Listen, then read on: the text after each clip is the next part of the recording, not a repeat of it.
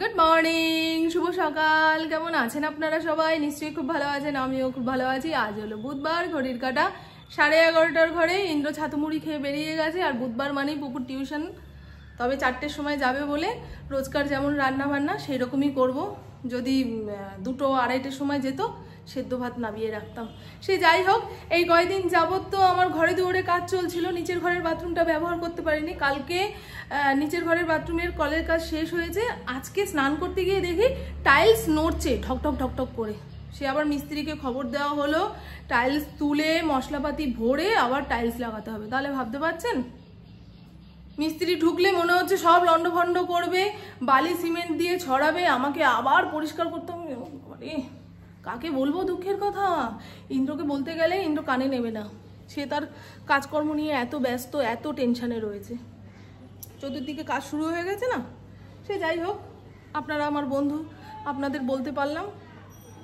কি করি বলুন তো? হ্যাঁ, যখন করছিল তখনই বলছি যে দাদা এটা কিন্তু নড়ছে, ও ঠিক হয়ে যাবে, ও ঠিক করে দেবো, ও ঠিক করে দেবো, একটুখানি অপেক্ষা করুন। ইন্দ্র আমাকে পাত্তা দিল না। আর ঘরের লোক যদি পাত্তা না দেয়, মিস্ত্রিরাও তো ফাঁক ফোকর দিয়ে বেরিয়ে যাবে। এখন দেখো, বলে না দাসির কথা বাসি হলে কাজে লাগে। সে যাই হোক, চলুন এবারে রান্না বান্না শুরু করি। সকালবেলা ঘরটা ভালো করে মুছলাম আর জামা কাপড় কেচে ধুয়ে রেখেছি। ওই যে দড়িটা ঝুলিয়েছি, জামার ভারে দড়ি গেছে নেবে, ওখানে মেলা যাবে না। মিশো অ্যাপে বললাম একখানা স্ট্যান্ড অর্ডার দিয়েছি, দাঁড়ান দেখাই জামা কাপড়গুলো কোথায় মেলবো। ওয়াশিং মেশিনে কাঁচা ধোয়া হলে অর্ধেকটা শুকিয়ে বেরোয়, তো মেললে ঠিক থাকতো। চলো এবারে মাছ ধুই। মাছ আনতে বলেছিলাম আজকে, অনেক দিন যাবত আমরা মাছ খাইনি। ইন্দ্র খেয়েছে, হোটেল থেকে অর্ডার দিয়েছিল। তখন চারাপোনা মাছ, কাটাপোনা মাছ খুব ভালো রান্না করে গো, আর মাছের সাইজও খুব ভালো। আমি চারাপোনা মাছ খুব একটা ভালো খাই না, পুপুও খায় না। তাই ইন্দ্রকে বলেছি যখন চারাপোনা খেতে ইচ্ছা হবে এই বৌদির হোটেলে চলে যাবে, ওরা শুধু তরকারিও দেয়, মাছের ঝোলও দেয়, কিনে আনতে হবে। ভাববেন না বিনা পয়সায় দেয়, চলে না। কি মাছ এনেছে তাও জানি না গো। আজকে যেন কথা বলার মুডে নেই ইন্দ্র, এইরকম করছে হুটোপাটি হুটোপাটি। তাড়াতাড়ি দাও, তাড়াতাড়ি বেরোবো, তাড়াতাড়ি দাও, তাড়াতাড়ি বেরোবো। তাও 11:30 বাজিয়ে দিয়েছে। বেগুন এনেছে, নিম পাতা এনেছে। এখনো নিম গাছে কচি পাতা পাওয়া যাচ্ছে? হ্যাঁ গো, আর কতদিন? চলো মা চলো। এইখানে পয়লা বৈশাখের জামা কাপড় বলতে পয়লা বৈশাখে তো সবাই ওই নাইটি, স্যান্ডো গেঞ্জি, বিছানার চাদর এইসবই কেনাকাটা করে। ছোটবেলা থেকে তো তাই জেনে এসছি। ওই সাবাস, পমফ্রেট মাছ আনিছে গা, 7 টুকরা। আমরা রাতে মাছ খাই না। গতকাল শ্রীরামপুর মার্কেট থেকে আসার পরে দেখছি গায়ের যত চিপা চাপা জায়গা রয়েছে সেইখানে লাল দাগড়া দাগড়া হয়ে ফুলে রয়েছে। অ্যালার্জি না পোকা কামড়েছে বুঝতে পারছি না। বুঝলেন, সারা গায়ে পাউডার মেখেছি, আপনারা দেখতে পাচ্ছেন না, তাই খুব কষ্ট হচ্ছে। 2 দিন সময় দেব, না কমলে স্কিনের ডাক্তারের কাছে যেতে হবে। ওই আমরা ছোটবেলায় বলতাম না অ্যাসিড পোকা কামড়েছে, সেরকম যে হয় সেরকমটা জানি না। অনেক সময় জামা কাপড়ের মধ্যে পোকা টোকা থাকে, কিংবা কোনো পোকার লালা জোলা থাকে, কিন্তু ঘরেই তো মেলি গো। কি বলো কি জানি, আমার ফরিংয়ের অবস্থা চল।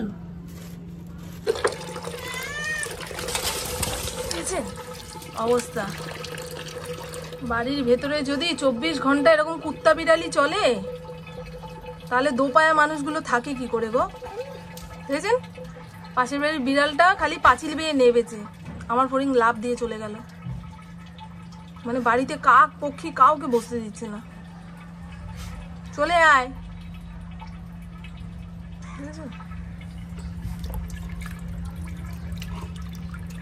এমন একটাকে বসেছি না, সে ছাড়া এই বাড়িতে আর কারোর অধিকার নেই। এইরকম চলে আসো, তুমি ঘরে গিয়ে বসো না। এই কাম এপাশে যা, আয়।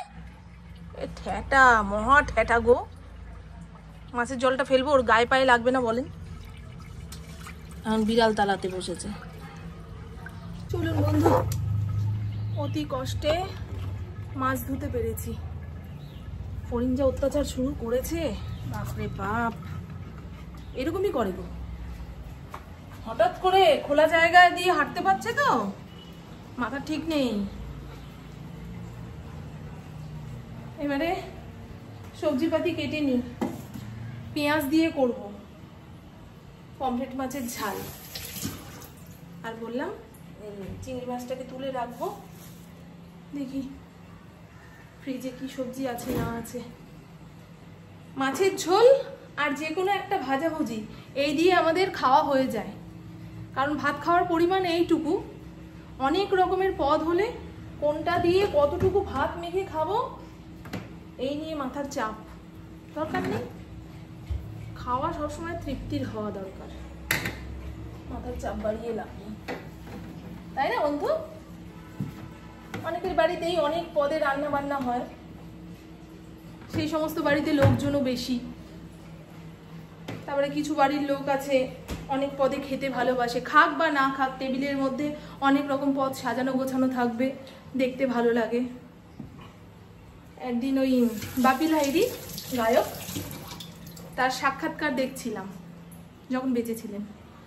তা উনি বলছেন যে আমি খাই বা না খাই, আমার খাওয়ার টেবিলে যখন এত রকম পদ সাজানো দেখি আমার এমনিই ভালো লাগে। কারণ ওনার ওই শরীরের জন্য অনেক কিছু খাওয়া দাওয়া নিষেধ ছিল। চল, চৈত্র সংক্রান্তির আগে তো সব মেজে পরিষ্কার করতে হবে। নতুন বছর বাঙালির কাছে স্পেশাল একটা দিন, একলা বৈশাখ। ছোটবেলায় বলতাম না, কিন্তু এখন ওই ইংরেজি নতুন বছর নিয়ে মানুষ মাতামাতি করে বেশি, তাই না? ফ্রিজে কতগুলো সজনে ডাঁটা রয়েছে, আজকাল খেয়ে নিতে না পারলে শুকিয়ে কাঠ হয়ে যাবে, না হলে পচে উঠবে। তাই আলু সজনে ডাঁটা দিয়ে একটু পোস্ত করি।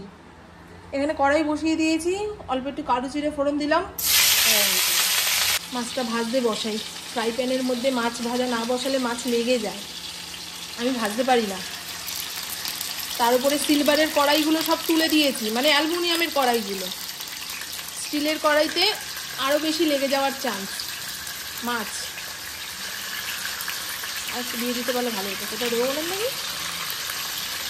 গতকাল হস্তিনাপুরের ওইখানে এক দাদা হারিয়ে গেছিল, মানে 1টা-1:30টার সময় অফিস থেকে বেরিয়েছে, 4টে বেজে যাচ্ছে তাও সে বাড়িতে আসেনি। তার বাড়ির লোকরা এত চিন্তা করছিল, ইন্দ্রকে ফোন করে বলেছে ভাই একটুখানি আসো তো, তোমার দাদা এখনো পর্যন্ত বাড়িতে আসেনি। উনি কখনো এরকম করে না, অফিস থেকে পুরো বাড়িতেই চলে আসে, এদিক ওদিকে সময় কাটানোর মতো লোক উনি নয়। কিন্তু অতগুলো ঘন্টা পার হয়ে গেছে, বাড়িতে আসেনি।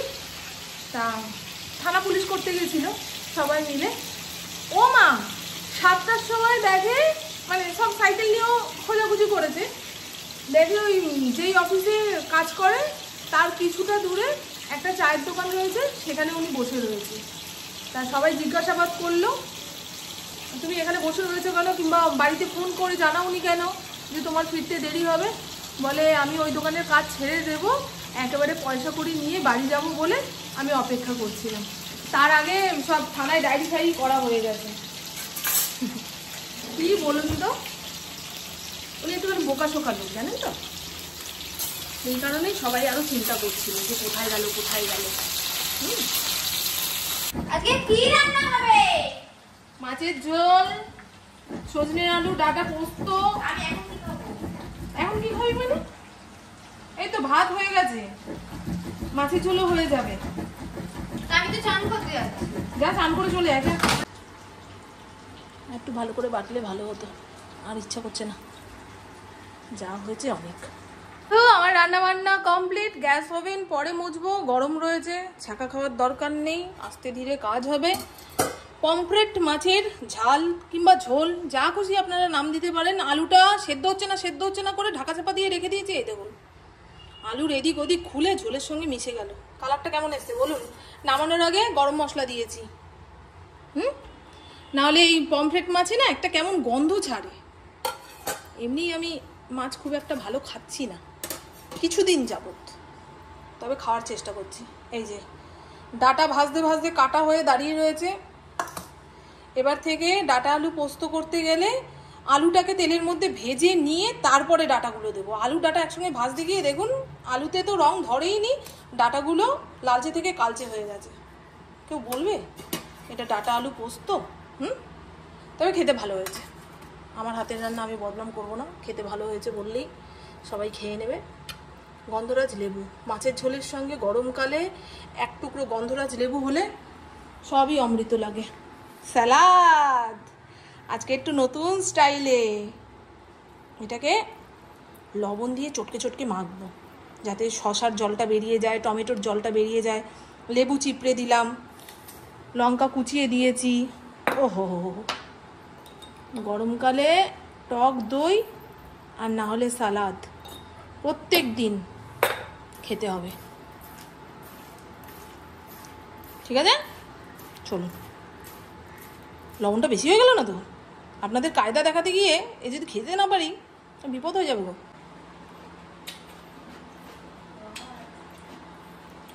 ঠিক আছে, খেয়ে নেবো, ফেলবো না কিছুই। শশা তিতা হলে মুশকিল। ফড়িংয়ের জন্য শশা আনি, তাই অত দেখে বুঝে আনে না। এই দেখো ওকে দই দিয়ে ভাত মেখে দিয়েছি, খাইনি, পেটটা একটু নরম করেছেই, সেই জন্য মাংস দিলাম না। পুপু ভাত দেবো? মুখটা এরকম কালচে কালচে লাগছে কেন মা? আর সকালে বললাম না আমার অ্যালার্জি মতো হয়েছে, বুকের এই সাইডটা করে হয়েছে। এখন দেখছি জামার ঘষায় ঘষায় জায়গাটা আরো কেমন হয়ে গেছে। আমার মনে হয় অ্যাসিড পোকা কামড়েছে, জানেন, এটা কোনো অ্যালার্জি নয়। সেই কারণে আর হাঁটতে যেতে পারলাম না। টাইট জামা কাপড় পরলে যদি আরো বিভৎস হয়ে যায়। ইন্দ্র সন্ধ্যা পুজো দিতে গেছে, পুপু পড়তে গেছে। ফোন করে জিজ্ঞাসা করি কখন আসবে না আসবে। রোজ আনবে কেন? হ্যাঁ, ভেতর থেকে সাধু। আমাদের এলাকা পুরো ফাঁকা গো, পুরো ফাঁকা। 4 ঘন্টা দাঁড়িয়ে থাকলেও কোনো লোকজন দেখতে পাবেন না, এতটাই ফাঁকা। গেটওয়ালা বাড়ি, সন্ধ্যের পরেই গেট বন্ধ করে দিয়ে যে যার মতো সিরিয়াল দেখছি কিংবা কাজকর্ম করছে। এই ওর বিকেলের খাওয়ার প্লেটটা কোথায়? ফেলা দিয়েছে নাকি ওরা? আমার ফড়িং না ডিম খেতে পারে না, ডিম খেলে ওর পেট গরম হয়ে যায়। ওই জন্য প্রত্যেক দিন বিকেলে ওর জন্য ছানা আসবেই। মোচা ছাড়াবো এখন। কে? আমার পুপু। হ্যালো, হ্যাঁ হ্যাঁ হ্যাঁ হ্যাঁ, কত প্রকার কেক? যতগুলো ইচ্ছা হয়েছে। মায়ের জন্য হাতে ধরে খাবার আনতে শিখে গেছে। এই মাফিনগুলো খেতে দারুণ, আর এর মধ্যে মনে হয় কেক ঠেক রয়েছে। হ্যাঁ,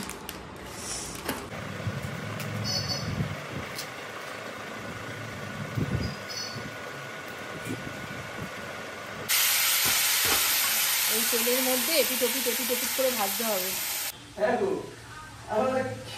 আসলে না জেনে না দেখে কি করে ওষুধটা দেবে, আর এমন জায়গায় হয়েছে আমি তো ছবি তুলেও পাঠাতে পারবো না, পুরো ভাইরাল হয়ে যাবো। এতেই কমে যাবে।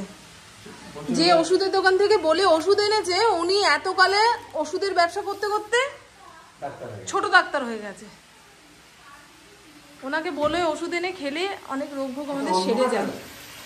সব লাইট অফ করে দিয়েছি। তো চলুন বন্ধু, এরপরে আমার কাজকর্ম বলতে ওদের খেতে দেব।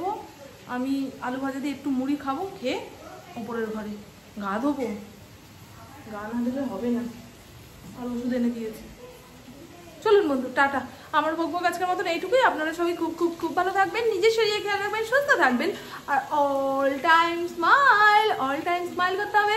টাটা, খুব ভালো থাকবেন। ইন্দ্র বল দাও টাটা। বাবা চোখ কেমন ঘুরিয়ে চলে গেল দেখবেন।